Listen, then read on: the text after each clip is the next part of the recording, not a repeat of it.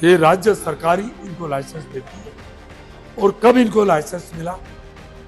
सुनने में आया कि 5-6 साल पहले, 6 साल पहले इनको लाइसेंस मिला है। इनके समय लाइसेंस मिला, कौन अधिकारी इसमें शामिल है?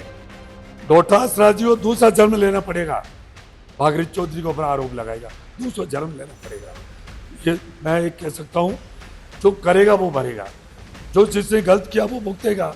देखिए, जो कल किसान के अंदर जो नकली खाद की फैक्ट्री पकड़ी गई है, ये दुर्भाग्य है।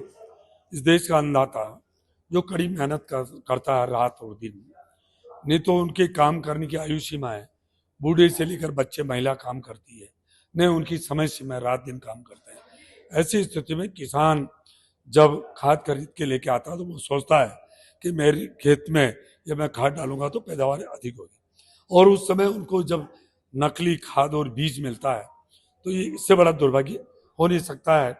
तो मैं तो ये कहता हूँ कि ये इसकी पूरी खोजबीन होनी चाहिए, पूरी इसकी तहकीकात जड़ तक जाना चाहिए, कौन कौन है और कभी।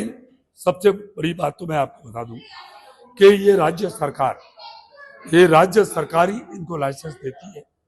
और कब इनको लाइसेंस मिला? सुनने में आया कि 5-6 साल पहले,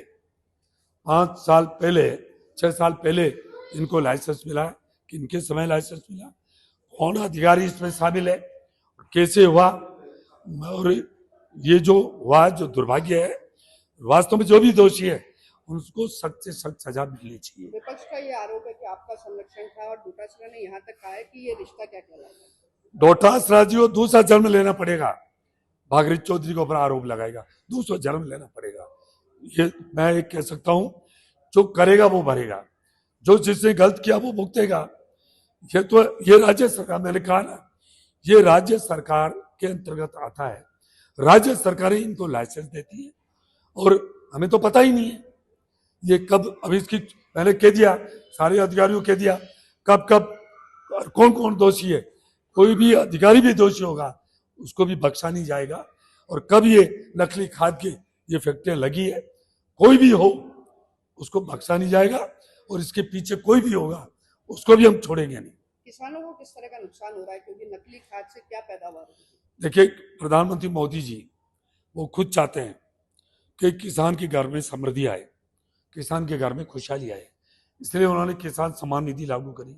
उन्होंने बार बार एमएसपी, खरीफ की और रबी की फसल जब जब भी होने का समय आता उसके पहले उन्होंने एमएसपी बढ़ाई है। कल ही उन्होंने एमएसपी बढ़ाई है। तो इसलिए, और मोदी जी चाहते हैं कि जैविक खेती को बढ़ावा मिले, प्राकृतिक खेती, नेचुरल खेती को बढ़ावा मिले, क्योंकि किसान की लागत मूल्य बढ़ती है और उसको जब उसका लागत मूल्य बढ़ जाता है और उसको जब सही दाम नहीं मिलता है तो किसान ठगा सा महसूस करता है।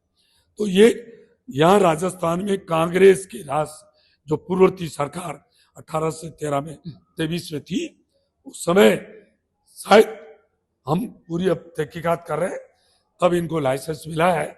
और कौन कौन इसमें मंजूर देने वाले कौन है, कि किसके साइन से ये मंजूर हुए और कैसे चले, अब हम इनकी तह तक जाएंगे। जो भी दोषी है उनको कोई कीमत पे छोड़ेंगे नहीं।